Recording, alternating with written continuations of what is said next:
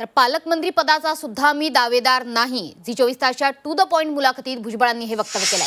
जो पालकमंत्री होईल त्याला मात्र आपण पाठिंबा देऊ, असं सुद्धा भुजबळ म्हणाले। तर अजूनही पालकमंत्री पदाचा तिढा हा सुटलेला नाहीये, मात्र आपण पालकमंत्री पदाचा दावेदार नसल्याचं भुजबळांनी स्पष्ट केलेलं आहे। तसंच जो पालकमंत्री होईल त्याला आपला पाठिंबा असल्याचं सुद्धा भुजबळ म्हणतात।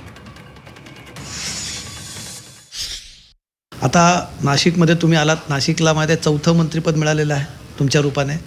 जिरवाळ आहेत, कोकाटे आहेत, दादा भुसे आहेत, आता तुम्ही आहात। नाशिकच्या पालकमंत्रीपदाचा तिढा खूप दिवस जे ते घोंगडं भिजत पडलं आहे, तुम्ही आल्यामुळे असं होतं की त्यात आणखी एक नवीन स्पर्धक ॲड झाला असं म्हणायचं का? मी त्या वादात जाऊ इच्छित नाही।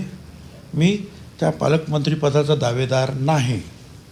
मी तिथे नाशिकमध्ये सांगितलं की मी नाशिकचा बालक आहे काय, आणि ते माझं पद जे आहे ते कायम आहे काय। नाशिकसाठी मी नेहमीच काम करत असतो। मंत्री असो नसो, पालकमंत्री असो नसो, जो पालकमंत्री होईल त्याला पूर्ण सहकार्य करणार।